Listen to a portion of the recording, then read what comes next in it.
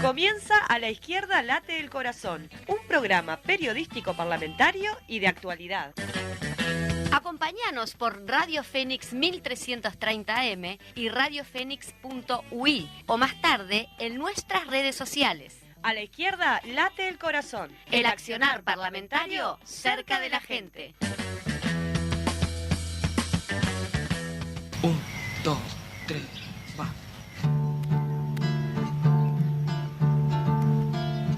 Volverá la alegría a enredarse con tu voz, a medirse en tus manos y a apoyarse en tu sudor por araduras muecas pintadas sobre un frágil cartón de silencio y en aliento de murga saldrá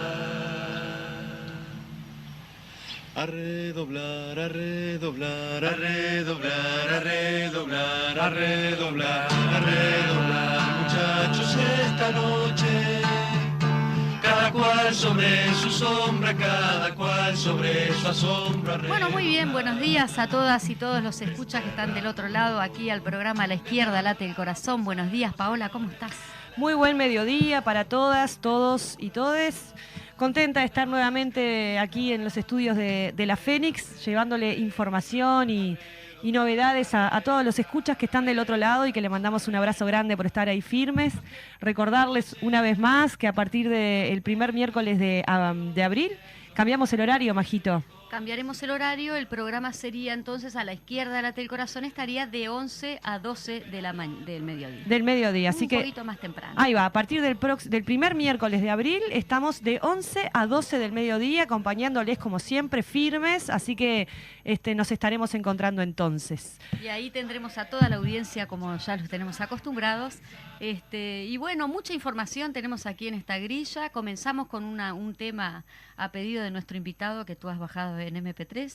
Así Sí. que se lo regalamos ahí al invitado. Que En la vamos a segunda media hora de nuestro programa vamos a estar conversando con el presidente de Crisol, Gastón Grisoni, sobre la ley esta que está impulsando Cabildo Abierto sobre la reparación para, entre comillas, víctimas de la guerrilla, que tuvo algunos cambios, lo tuvimos en el Popular en radio en la semana pasada, pero hubo modificaciones, queremos Exacto. conversar sobre eso, a ver qué implicancias tiene.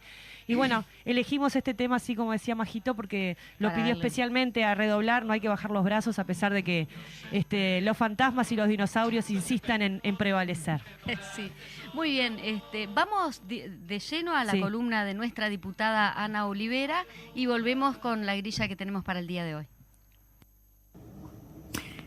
Muy buenos días a todas y a todos. Estamos nuevamente en la columna parlamentaria de los miércoles, que como siempre decimos, grabamos los martes. Los miércoles aquí suceden muchas cosas. El miércoles pasado, tal como habíamos anunciado, estuvo el Poder Ejecutivo para una segunda vuelta, un segundo planteo y con el supuesto aporte de modificaciones al proyecto inicial presentado por el Ejecutivo de reforma jubilatoria. En realidad, más que el proyecto presentado por el Ejecutivo, también asociado al pasaje por el Senado y las modificaciones que en el Senado tuvo. Aprovecho y hago un paréntesis para recordarles que en diputados se está discutiendo desde el 7 de febrero. Y hago este comentario porque el otro día, en la carpa aquí frente al Palacio que instaló la Central de Trabajadores, es decir, muchos pensaban, y esto es interesante señalarlo, como que recién había ingresado a diputados. Y en realidad la Comisión de Diputados recibió por primera vez al Ejecutivo el 7 de febrero y después de eso, es decir, fue recibiendo delegaciones una y otra vez, analizando, y sobre todo los sectores sociales, los sindicatos, planteando sus críticas a este proyecto. Como nosotros decimos, no es que hayamos hecho una compulsa para poder decir después que la gran mayoría está en contra, pero esta es la verdad. ¿verdad? La verdad es que la delegación de los trabajadores, de los empresarios, de los jubilados está en contra. Es decir, la verdad es que la mayor parte de las organizaciones y de la academia tienen reparos, que las cajas implicadas están en contra. O sea, bueno, todo esto, este rechazo mayoritario de la sociedad, cuesta que se visualice si uno escucha el mensaje que dan los representantes del Poder Ejecutivo. Cierro el paréntesis y digo, ¿qué hizo el Poder Ejecutivo el miércoles de la semana pasada? Bueno, hizo una serie de anuncios, hizo una serie de enunciados de temas que podrían ser modificados. Lo digo así despacito para que se entienda que no hubo ninguna propuesta aún concreta. Es decir, si nosotros tomamos los temas, el tema básico, el tronco de la ley no tiene siquiera ningún viso de que vaya a ser analizado el tema de la edad y lo que es la proporción que se tomará junto con sobre qué cantidad de años, ¿verdad? Es decir, eso que es el tronco, es decir, eso no es más, es algo sobre lo que parte de la propia coalición ha estado planteando su discrepancia, no solo nosotros, ¿verdad? Que claramente eso es lo que nos lleva a decir que acá los que nacieron después del 75 van a trabajar más años, pero que van a cobrar menos, es decir, sino que a todas luces ese cálculo de los 25 años sobre los que se toma, es decir, da menos. Y de hecho, es decir, si leemos los diarios de estos días, frente al planteo insistente de Cabildo, ellos dicen, es decir, efectivamente hace inviable el proyecto si esto se modificara. O sea, aquí está la ratificación de que la plata no sale solamente de la postergación de la jubilación, de esos 5 años que se posterga la jubilación, sino que también sale de lo que la gente va a percibir por jubilación. Entonces, este tronco aparentemente inmodificable. Y después hay anuncios de cosas que podrían quizás ser modificadas. Entonces, capaz que estamos considerando el tema de la pensión viudez, estamos considerando el tema de la jubilación por incapacidad. Estamos pensando, dice que puede ser necesario generar mayores garantías para las inversiones de las AFAP en el exterior. Eso está, hay una serie de ajustes, ¿verdad?, que están en consideración. En el caso de la incapacidad total, bueno, se podría incrementar el monto de la prestación, y quizás el acceso de algunos que tengan ya causal, pero que sean discapacitados severos. Entonces volvemos a la discusión, ¿verdad?, porque consideran que tener ese porcentaje que todos los que te vienen a hablar, yo sé que para muchos es chino básico, ¿verdad? Decir que hay una proporción que estudian los médicos, que es de un 66% para declararte la incapacidad, la discapacidad y poder acceder, en este caso, a una jubilación por incapacidad, pero sin embargo, es decir, ellos siguen hablando de que acá hay como un incentivo a la jubilación por incapacidad con ese porcentaje de más que ganan las personas y que, es decir, en realidad tendríamos que estar para aquellos que son totalmente dependientes, que es como, llegó a decir una cifra el doctor Saldain, como con un 80%. Es de verdad, es decir, no entender la cantidad de gente que está ahí en el límite de ese porcentaje que se establece, que no llega y que no se siente en condiciones de trabajar.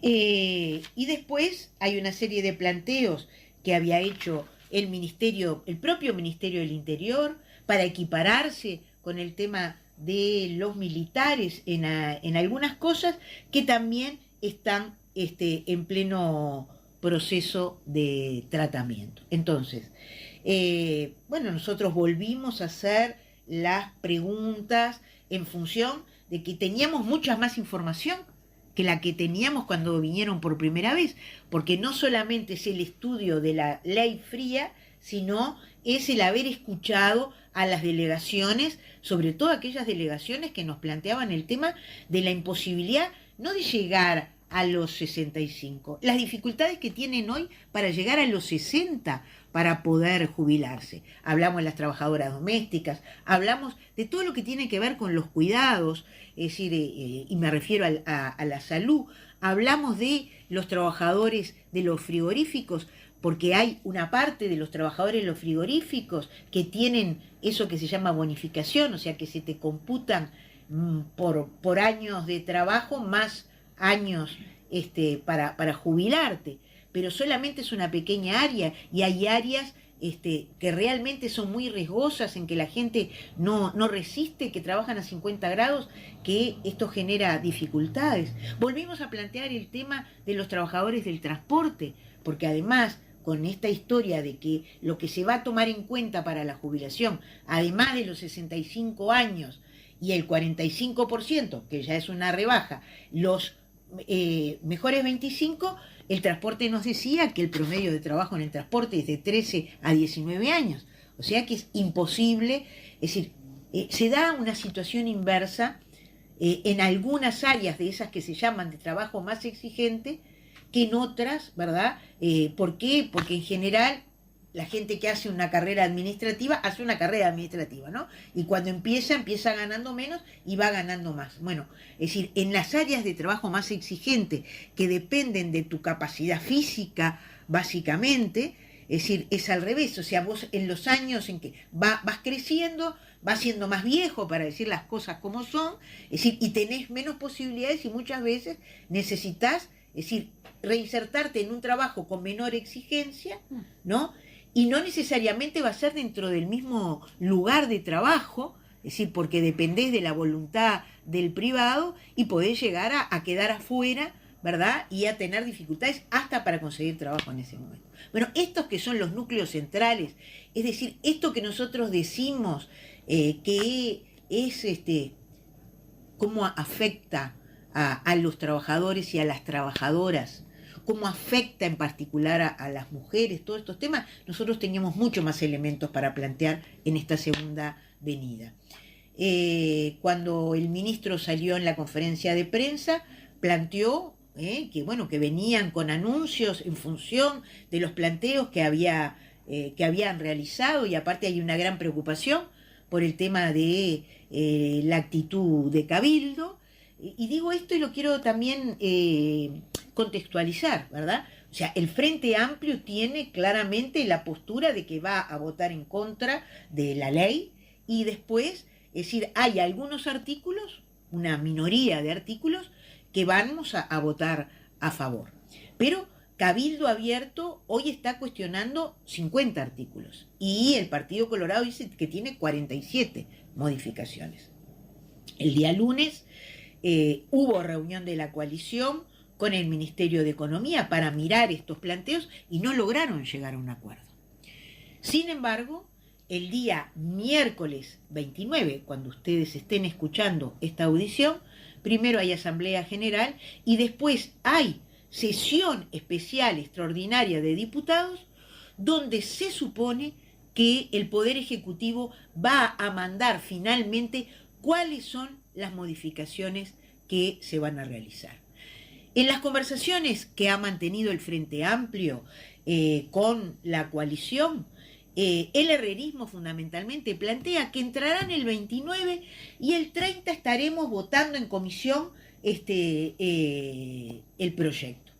Nosotros decimos dos cosas como Frente Amplio. La primera, que frente a los planteos que realizó el miércoles pasado el Poder Ejecutivo, más las modificaciones que se planteen, el PIT-CNT tiene que volver a ser recibido, ONASPU tiene que volver a ser recibida, los especialistas como el contador Camacho, es decir, al que le dedicaron un capítulo especial cuando vino el Poder Ejecutivo la semana pasada, tiene que volver a ser escuchado, es decir, y que el Frente Amplio tiene que tener tiempo, si hay modificaciones y nuevos a los proyectos o nuevos artículos, tiene que poder tener tiempo de analizar para tomar una decisión responsable. No se puede votar así sobre tablas y punto.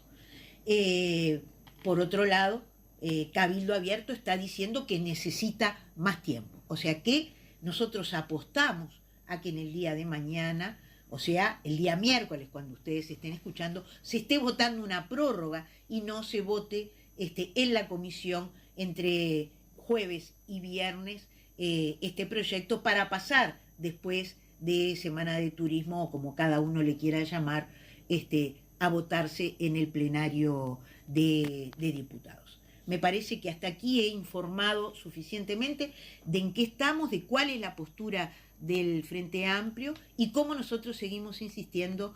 Esta reforma no es justa, es necesaria una reforma, pero no esta, es necesaria una reforma con diálogo social. Esta no lo ha tenido y lo demuestra lo que nos han planteado el cúmulo de delegaciones que hemos recibido. Así que el miércoles que viene, no sé si estaremos dando cuenta de qué sucedió o no, pero esto continúa. Muy bien, por allí teníamos la columna de la diputada Ana Olivera, como todos los miércoles, bien explicativa, como ella dice, tema por tema, para no entreverar. Sí, últimos momentos decisivos en relación a la cuestión de la reforma jubilatoria. Veremos qué pasa en estos días, seguramente quede para después de turismo. Y bueno, estamos ahí expectantes a ver si logramos frenar esta reforma totalmente regresiva para los trabajadores y trabajadoras. Pero bueno. Bueno, después de turismo, siempre y cuando no se les ocurra meter algún otro proyecto regresivo también en el Parlamento, aprovechando que la gente está de turismo. Sí. Bueno. Pero como siempre, si hay plazas, hay lucha y bueno, así que vamos a la plaza. La lucha al movimiento. Vamos a la plaza. Docentes de filosofía expresan profunda preocupación ante la transformación educativa. Las y los docentes de filosofía, tanto en actividad como jubilados y jubiladas, trabajadores y trabajadores de UTU y secundaria, autoconvocados, emitieron un comunicado público en el que expresan su más profunda preocupación por cómo se viene llevando a cabo la transformación educativa en los distintos niveles educativos que componen desde inicial hasta formación docente. Para los firmantes del documento, los inconvenientes observados hasta ahora muy probablemente se repitan en la transformación anunciada para bachillerato, por los que les preocupa sobremanera el posible futuro de la asignatura. Para este colectivo, la actual transformación educativa propone una educación sumamente estandarizada que se disfraza de contextualización y centralidad del estudiante y critica que la misma se haya realizado a espaldas del colectivo docente e incluso de las y los inspectores de asignatura. Persecución sindical e incumplimiento de acuerdos con trabajadores de Acodique. Los trabajadores de Alfaz Acodique vienen desarrollando un conflicto y con el objetivo de informar a la ciudadanía, instalaron una carpa a la entrada de la empresa. En diálogo con el portal de noticias de El Popular, Andrés Guichón, dirigente del gremio de Supergas, explicó que Acodique absorbió trabajadores de la empresa Duxa, pero en calidad de tercerizados, y se los obliga a renunciar al sindicato con promesas de mejoras laborales y estabilidad. De lo contrario, señaló el dirigente, la empresa expresó que habría guerra. Lo mismo ocurrió con otro trabajador al que la empresa le asegura las 8 horas de trabajo solo si se desafilia del sindicato. Para el gremio, este accionar es un claro ejemplo de persecución sindical acompañado de presiones varias sobre los trabajadores con el único fin de que renuncien a la herramienta sindical. La situación es valorada por el gremio como grave y delicada, por lo cual fueron al Ministerio de Trabajo, donde plantearon el problema y solicitaron que a más tardar el lunes pasado el trabajador en cuestión pudiera firmar el contrato de trabajo por 8 horas. Guichón recordó que en el proceso de licitación el presidente de ANCAP había afirmado que nadie, ni efectivo o eventual, se vería afectado en su trabajo. A diferencia de lo prometido, enfatiza, hoy se los perjudica y amenaza con posibles despidos si no cumplen con otras tareas no relacionadas con el envasado. Sí, ante estas situaciones el sindicato irá evaluando los pasos a seguir y hace un llamado a la ciudadanía a no dejarse mentir por las afirmaciones realizadas por la empresa que desvirtúan la realidad de lo que acontece. Otra vez conflicto. Controladores aéreos anuncian medidas por incumplimiento de acuerdos alcanzados. Los reclamos de los controladores se centran, controladores aéreos, ¿verdad?, en exigir una remuneración acorde a las habilitaciones vigentes, así como la inclusión de un proyecto de artículo para rendición de cuentas. De igual forma, demandan pago de instrucción y mejoras en las condiciones de trabajo en los servicios de tránsito aéreo. La plataforma de demandas incluye la presupuestación de los contralores que fueron contratados en 2018, así como se implemente a los que desempeñan como instructores. Para ello demandan se dé continuidad a la negociación colectiva, exigiendo que la misma contemple la plataforma de reivindicaciones presentadas. La asociación reconoce que la medida traerá afectaciones e inconvenientes a pasajeros y usuarios de sus servicios, pero insisten en que ellos sí han dado cumplimiento a la totalidad de lo acordado anteriormente con las autoridades con competencia en su actividad. Sí, la medida, aclaran, no afectará los vuelos sanitarios, humanitarios, de búsqueda y rescate, ni los que respondan a una emergencia. Tampoco se afectarán todos los vuelos de Estado en la totalidad de los casos si los afectados por meteorología adversa. Elecciones en el Zunca. Desde el martes y hasta el jueves 30 se están realizando las elecciones nacionales del Sindicato de la Construcción Zunca. Con fuerte participación y total normalidad se viene cumpliendo el acto eleccionario que tiene como ejes centrales la unidad en la diversidad de pensamiento y la participación sindical para fortalecer el respaldo de la nueva conducción del sindicato. Teniendo en cuenta los desafíos actuales que enfrentamos las y los trabajadores a través del movimiento sindical en nuestro país, donde se limitó el derecho a la protesta y se intenta modificar la negociación colectiva, herramientas fundamentales para explicar nuestros avances y conquistas. En este marco, el Zunca sostiene que hoy más que nunca es necesario darle a la nueva dirección del Zunca el mayor respaldo posible para defender lo conquistado y para seguir avanzando. Para eso todas y todos haremos uso de nuestro derecho al voto, reivindicando la democracia sindical de las y los trabajadores de la construcción, consignó el portal de noticias del PIT-CNT. Contra la reforma jubilatoria. Continúan instaladas la carpa de la Intersocial frente al Palacio Legislativo con diversas actividades. Invitamos a participar de estas actividades que se vienen desarrollando, dando a conocer diversos aspectos de esta reforma que hace retroceder en derechos, no resuelve los problemas de financiamiento y más que una reforma es un ajuste que beneficia a las AFAP y condena a los futuros jubilados y jubiladas, actuales trabajadores y trabajadoras, a una vejez de miseria y desamparo. Otra reforma es posible. Con votos oficialistas, Comisión de Educación del Senado aprobó el nuevo proyecto de ley que modifica la gobernanza de la UTEC. Según el senador Frente Amplista y presidente de la comisión, Sebastián Sabini, se prevé que la votación final para que el proyecto se convierta en ley será en la primera sesión de la Cámara, luego de la Semana de Turismo. El senador indicó que se estima que los votos de las distintas fuerzas políticas se sigan repartiendo de la misma forma, el Frente Amplio en contra del proyecto y el oficialismo a favor.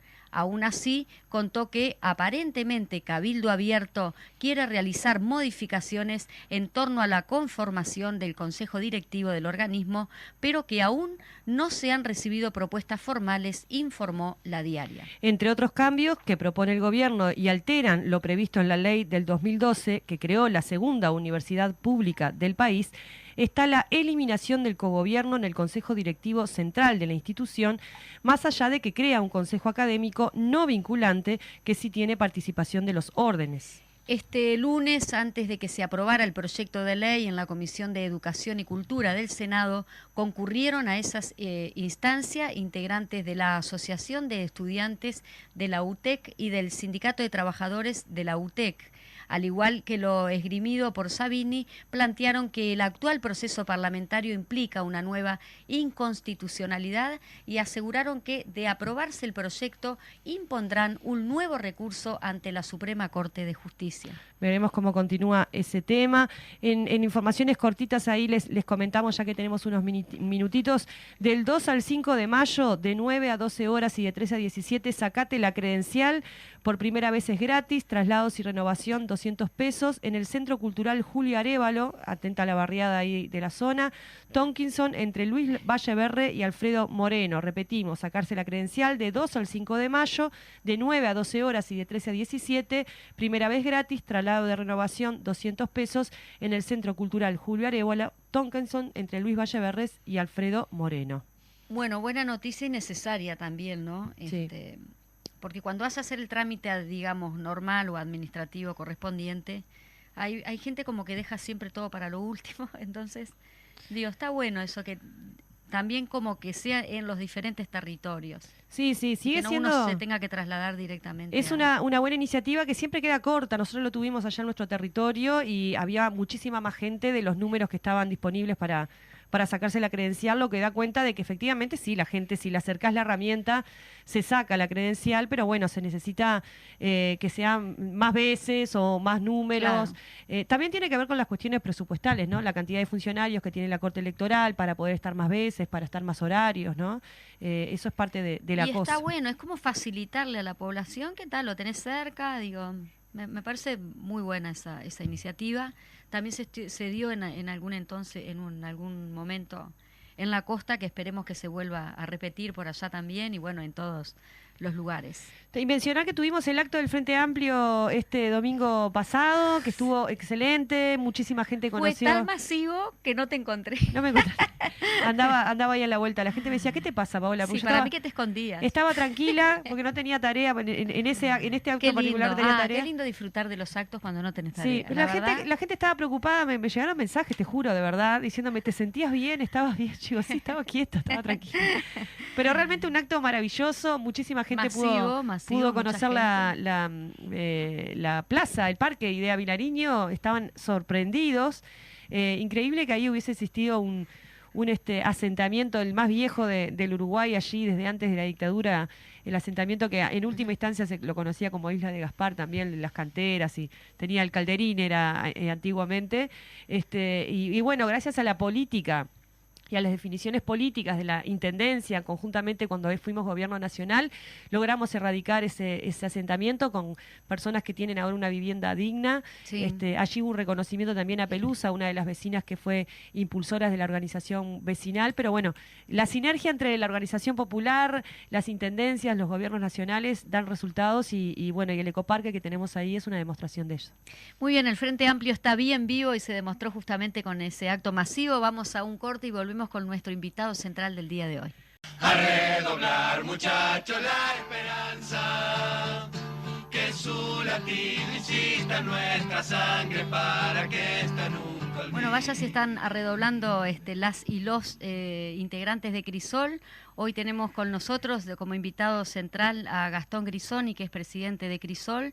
Y bueno, un poquito hablar sobre el proyecto de ley que fue desechado en su momento por que lo presentó el Poder Ejecutivo con Domenech ahí a la cabeza, y que ahora se presenta un proyecto de ley totalmente diferente, un segundo que lo presenta Ope Pasquet, y que por allí Crisol sostiene que el proyecto de reparación a víctimas de la guerrilla es una auténtica provocación a todas las víctimas del terrorismo de Estado. Gastón, por eso te estamos convocando, que nos expliques un poquito ese entrevero legislativo, por así decirlo, pero que la gente quizá no lo sabe, que hubieron dos. El primero fue desechado y ahora se presenta otro nuevamente. Bueno, buenos días, saludos buenos días a toda la audiencia, muchas gracias por invitarnos y darnos la posibilidad de expresar los puntos de vista sobre esta temática. El Poder Ejecutivo, a instancias de Cabildo Abierto, presentó un proyecto de reparación a las víctimas de los grupos armados. Fue presentado en el Senado cuando se empezó a tratar la reforma jubilatoria, el proyecto de reforma jubilatoria, porque hay que tener esto muy presente. Es decir, la reforma jubilatoria es una problemática que tiene la coalición. Pretenden impulsar un proyecto regresivo para que los uruguayos trabajen más años y perciban ingresos menores, y en medio de esa tratativa que precisa sí o sí los votos de Cabildo Abierto para prosperar, Cabildo Abierto insistió para que se apruebe una ley que beneficia a determinados sectores que sufrieron o fueron víctimas de la violencia que se vivió en la década de los 60 y de los 70. El Poder Ejecutivo, con la firma de todos los ministros, y hay que señalarlo porque están involucrados todos los partidos de la coalición, incluso aquellos partidos que pretenden deslindar posiciones, pero han suscrito este proyecto, son responsables también por este proyecto, que cuando va a estudio de la Comisión de Constitución y Códigos del Senado, durante el tratamiento, el senador Domenech, a nombre de Cabildo Abierto, dice, no, este proyecto no se va a presentar, no se va a aprobar, vamos a aprobar este, cuya copia les voy a dar ahora. Y se distribuye una nueva versión, que pasa a votarse, se aprueba, y al otro día, mientras se estaba discutiendo la reforma jubilatoria, hacen un descanso y votan ese proyecto, queda aprobado, y después siguen votando la reforma jubilatoria con los votos de Cabildo Abierto. Tratamiento exprés de un proyecto de ley. Ese proyecto ahora comenzó a ser tratado en el Parlamento, en la Comisión de Constitución y Código. Ese proyecto era espantoso. El anterior. El que aprobó, el que aprobó el Senado, exacto, a instancias de Cabildo Abierto, era espantoso, porque no identificaba, por ejemplo, el universo de beneficiarios. Lo conversábamos eso, ¿no? Que Sí, no estaba claro. No estaba claro, era difuso. Exacto. Era totalmente difuso y tampoco aclaraba las cifras, Sí. entre otros aspectos que se iban a manejar. Sí. Que Claro, quedaban los números. Todo un proyecto requiere tener, de este tipo que son de carácter indemnizatorio, especificar los beneficiarios, las condiciones y los montos. Es decir, porque además debe ser prerrogativa del Parlamento aprobar esas cosas. No puede quedar librado al libre arbitrio del Poder Ejecutivo. Para eso está el Parlamento. Ahora, en medio de tanto reclamo, tanto rechazo, se presentó un nuevo proyecto que lo presentó esta semana el diputado P. Pasquet, a nombre de la coalición, que subsana algunos aspectos negativos que tenía el otro proyecto. Identifica los universos y pone las cifras. Bueno, eso en realidad que de alguna manera se supone que subsana, pero al final lo Claro. termina empeorando, ¿no? Porque también esa definición, ese listado y esas cifras dicen mucho. ¿Qué podemos contar con respecto a eso?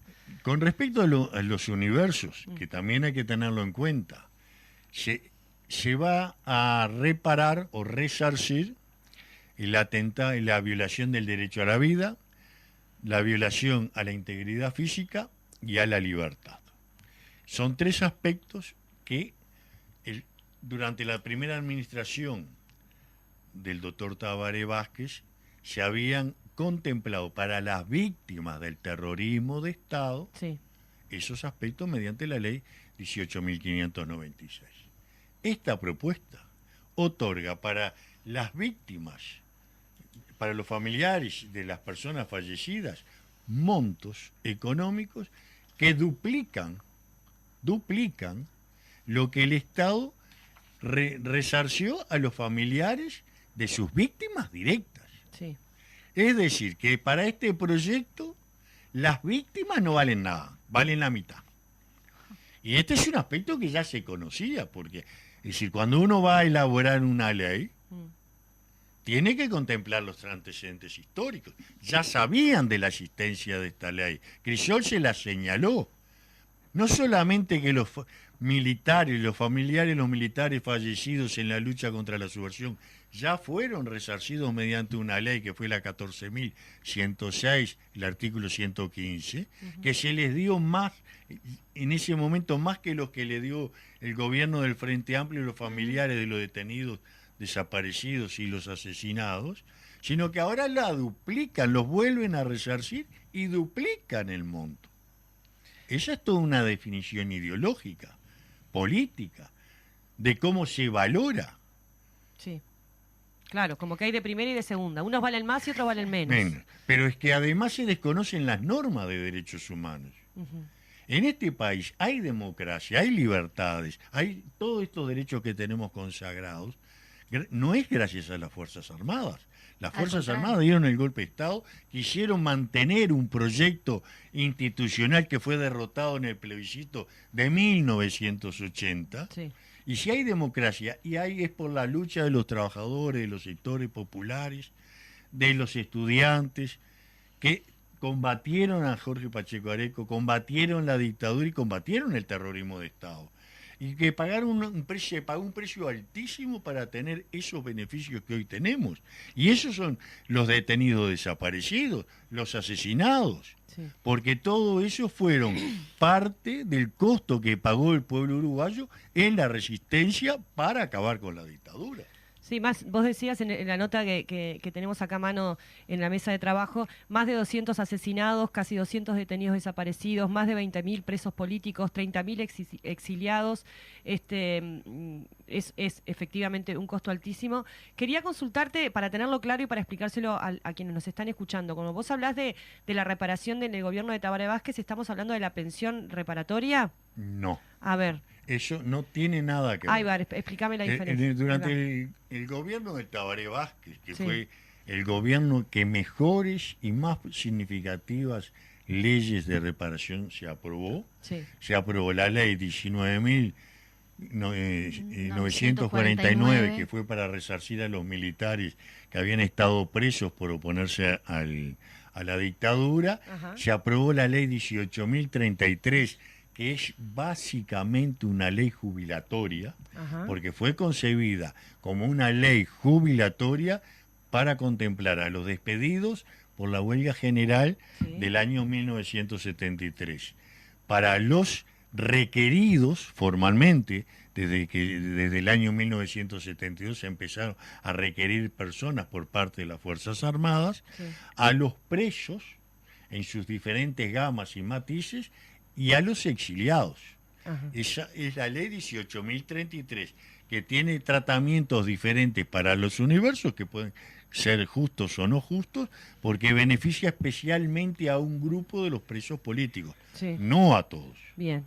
Porque la pensión especial reparatoria no es un beneficio de todas y todos los presos políticos. Bien. Es simplemente un beneficio al cual acceden aquellos presos políticos que fueron procesados formalmente por la justicia, estuvieron privados de su libertad, y a partir del 9 de febrero de 1973, por lo cual decenas de presos que fueron juzgados y condenados por tribunales militares con todo lo que ello implicaba, no tienen acceso a la pensión especial. Ahí va. O sea, solo presos políticos cobran la pensión especial reparatoria. Ni los familiares de los detenidos desaparecidos, ni de los asesinados. Y quiero señalar esto porque uno de los aspectos que contempla este proyecto de OPE Pasqué, para contemplar situaciones muy específicas que tienen nombre y apellido, es decir, aquellas personas que fueron privadas de su libertad mediante la metodología de los secuestros extorsivos, Sí. porque eso es el tema, Mm. es decir, el caso más conocido es Bolaguero, pero hay 4 o 5 más que también era una metodología que usaban los grupos armados, secuestraban personas. Bueno, a esas personas con más de 72 horas, que hayan estado más de 72 horas privadas de su libertad, Mm. les otorgan una indemnización de $50.000. Claro. Eso es lo que está en el proyecto de OPE Pasqué, pero en esas condiciones, en Uruguay, hay 20.000 uruguayos. Claro. No solamente que estuvieron privados de su libertad, tuvieron días, semanas y meses secuestrados, incomunicados, sin saber dónde estaban, sin contacto con su familiar, siendo sometidos a torturas de todo tipo, como ha sido demostrado en los juzgados.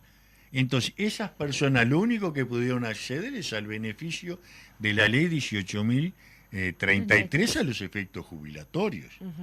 Pero en la ley 18.596 no entran, no ingresan a la ley 18.596 porque para ser reconocidos como víctimas de la actuación ilegítima o del terrorismo de Estado, tienen que haber estado 6 meses detenidos. O sea, y el beneficio no es económico. Sí. Con 6 meses tienen derecho a un documento oficial que certifica que fue víctima de la actuación ilegítima, Claro. artículo 9. Sí. Y esta ley propone que por 72 horas, Claro, que estuviste secuestrado, cobre $50.000 de 50.000 indemnización. dólares. Claro, Es- es evidente la diferencia. Es una absoluta falta de reconocimiento de las normas de derechos humanos que ha ratificado, y es ofensivo, es una provocación Claro. para miles de uruguayos que estuvieron Sí. detenidos. Sí. Gastón, con respecto a esto, porque justamente lo decíamos víctimas entre comillas, ¿no? A los que van a ser realmente favorecidos, y que lo decía también Crisol en el comunicado, que en realidad es como un premio porque sabemos que hay como una tiranteza ahí con respecto a la reforma jubilatoria que Cabildo Abierto no está votando. Es lamentable tener que reconocer entonces que los rehenes son justamente las verdaderas víctimas y a que las supuestas víctimas se le está premiando, ¿no? Bueno, hay que tener en ¿Eso cuenta... es por un voto? Sería... Pero por eso señalamos esto Contexto. del Sí. contexto. Es decir, Cabildo Abierto integra la coalición. Cabildo Abierto es un partido político que promueve una memoria elogiosa de la dictadura y ha defendido enérgicamente a los criminales que han sido condenados. Sí, sí. Ha hecho fuertes campañas mediáticas en forma constante, permanente, para entorpecer queden la labor del Poder Judicial, para condicionar al Poder Judicial a nivel de la sociedad, e incluso ha promovido reimplantar la ley de caducidad. Sí, Lo ha promovido. sí. Coincide en la coalición de gobierno, también hay sectores que fueron cómplices, Sí. se sienten nostálgicos de la dictadura. No es solamente Cabildo, sí, en la coalición, tanto los blancos como los colorados, es decir, adhirieron a la dictadura, promovieron la ley de impunidad y adhieren también a algunos de los postulados que en este sentido reivindica Cabildo Abierto. Cabildo Abierto seguramente va a ser responsable, igual que los blancos y los colorados, de votar esta reforma jubilatoria regresiva, que es un regreso hacia atrás, se Sí. pierden derechos, se pierden conquistas. Lo va a hacer simplemente que está negociando, vendiendo caro su voto para lograr dos aspectos: aprobar esta ley para resarcir a las víctimas de los grupos armados y al mismo tiempo promover la prisión domiciliaria compulsiva para los criminales que están presos. Otro elemento que conversábamos el otro día, pero que está bueno volver a repetir en relación a este proyecto de ley, es el tiempo, los años, ¿no?, de inicio, en donde estarían, dentro de los cuales estarían incorporadas estas supuestas Amparadas. víctimas amparadas, que es entre 1965 y 1976. Vos hacías una explicación en el Popular en Radio que capaz que está bueno volver a mencionar de qué pasó en el 65 y qué pasó en el 76, que hace que sea dentro de esos años, según la derecha, ¿no? En ese sentido es bueno tener presente de que siempre al definir fechas la periodización es difícil, Sí. es un tanto ¿Desde arbitraria. Sí, La ley 18.596 no es arbitraria. Comienza el 13 de junio de 1968, porque ese día el presidente Jorge Pacheco Areco implantó las medidas Claro. prontas de seguridad. Y es una fecha clave, porque a partir de eso murió el viejo Uruguay, murió el Uruguay del vallismo, y comenzó un proceso que derivó en la dictadura civil-militar y en el terrorismo de Estado. sí. Este proyecto pone el 1 de enero del año 1962 y no se sabe por qué. Al 62. No hay ninguna explicación. Ujú. No se puede asociar más que fue un feriado por el 1 de año. Pero no hay otro elemento. Claro. Si queremos fechas significativas desde el punto de vista de la violencia en Uruguay, Sí. porque la violencia se remonta mucho, en la vida política uruguaya se remonta mucho antes del 68, del surgimiento del MLN, porque el primer hecho significativo que se le atribuye al MLN es el 31 de julio de 1963. Claro. Los derechos sociales, los derechos laborales en Uruguay costaron sangre, sudor y lágrimas. No fueron obsequios de los gobiernos, ni la ley de 8 horas, ni la mayoría de los derechos y las conquistas que hoy tienen la sociedad. El boleto gratuito estudiantil costó mártires, vidas. costó vidas, costó movilizaciones. Pero si vamos a hablar en la década del 60, un hecho significativo, y bueno, vamos a hablar del 17 de agosto de 1961, cuando se mata al profesor Arbelio Ramírez en una actividad que hubo en la Universidad de la República, en el Paraná, fue una conferencia célebre, conocida, del comandante Ernesto Che Guevara. Cuando se retira el Che, intentan matarlo, y en forma accidental, pues mataron al profesor Arbelio Ramírez, un militante gremial de la época que había asistido. Es decir, es un hecho significativo. Es más, esa violencia estuvo obviamente asociada a sectores de derecha. No es la izquierda la que comienza a generar acciones violencias o recurre a esas metodologías. Entonces, ahí tenemos una fecha significativa. Pero el proceso, además de esta ley, nosotros lo decimos, no es un problema de plata, aunque son muy generosos. Sí. ¿No? Ellos es un proyecto de ley que intentó poner arriba de la mesa y amplificar la violencia que hubo desde sectores de la izquierda enfrentando esa política, que no se justifica, existió, nadie la ocultó. Hubo robos, hubo asesinatos, hubo secuestros, hubo vidas humanas que se perdieron, hubo atentados con explosivos. Eso nunca fue ocultado. Es más, durante muchos años, es decir, se amplificó enormemente durante la dictadura y también cuando se quiso justificar la ley de impunidad. Claro. Porque cuando se votó la ley de impunidad en el 89, todos estos temas se pusieron claramente arriba de las víctimas. A mí me da, perdón, Majito, me da la impresión, sin haber estado en esa época, sin haber sido presa política, siendo una generación posterior, que este proyecto de ley y esta insistencia desde el gobierno, que de alguna manera también es el Estado, es como volver a ejercer violencia del Estado contra las víctimas que ya sufrieron en carne propia y han tenido que sobreponerse a eso y sobrevivir y seguir adelante con todas las implicancias que esto tiene, no solo para los que lo vivieron directamente, sino también para sus hijos, para sus hijas, para sus familiares, ¿no? En esto de que hablábamos de las víctimas, ¿no? Sí. Hay muchos niños y niñas que crecieron yendo a ver a sus familiares a la cárcel con todo lo que eso implicaba a nivel de violencia que se ejercía también sobre esos niños, mujeres que sostuvieron a sus familias, que no conseguían trabajo porque eran como proscriptos a nivel social, ¿no?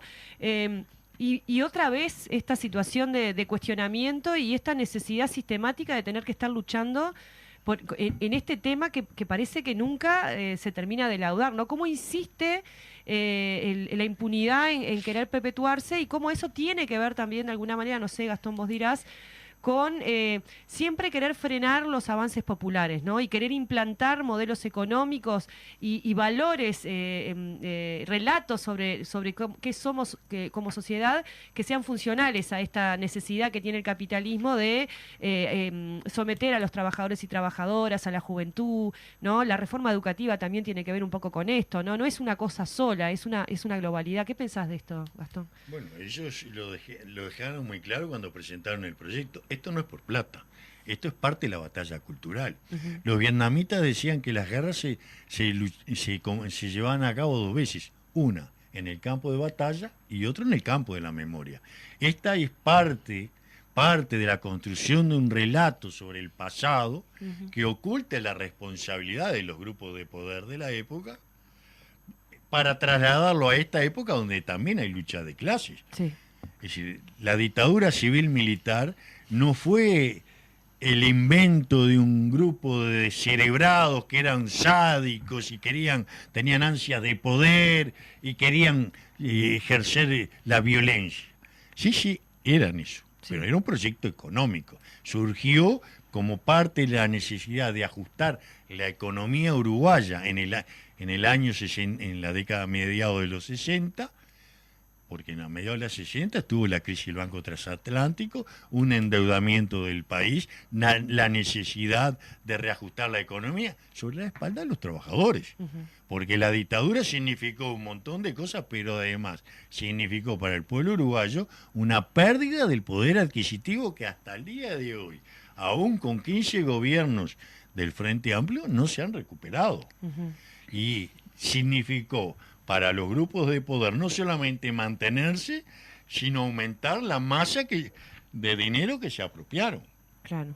Y son los mismos valores, son las mismas tradiciones. Entonces este proyecto es parte de eso. Siempre la idea de ocultar la responsabilidad de las clases dominantes en el golpe de Estado. Es curioso porque también es como que deja entrever de que están haciendo, que se están resarciendo, ¿no? Como que están haciendo justicia. Por acá a mí lo que me llama la atención justamente en el articulado es que dice que no podrán reclamar nada más al Estado.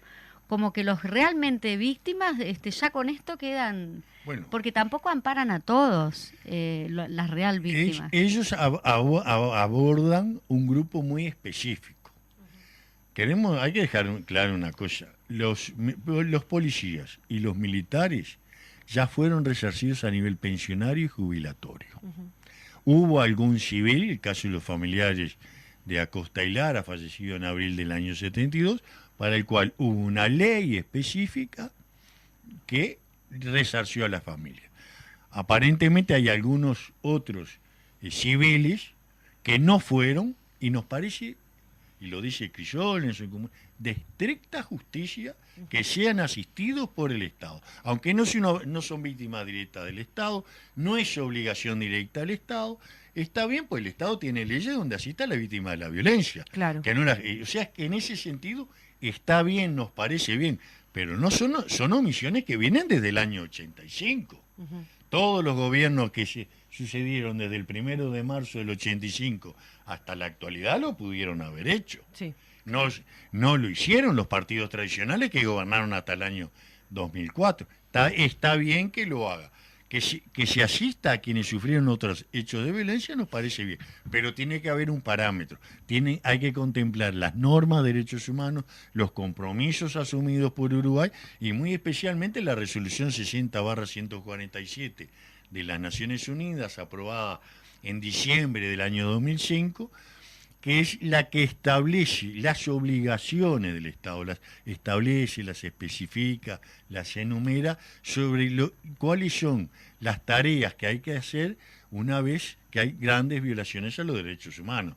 Y se basa, obviamente, la verdad, la justicia, el derecho a la memoria y a las garantías de no repetición, porque el castigo es necesario para desalentar las repetición de estos hechos. Cuando Crisol batalla por la justicia para que sean investigadas y esclarecidas y castigados todos los responsables, no es por venganza, es porque es el camino imprescindible para desalentar la repetición.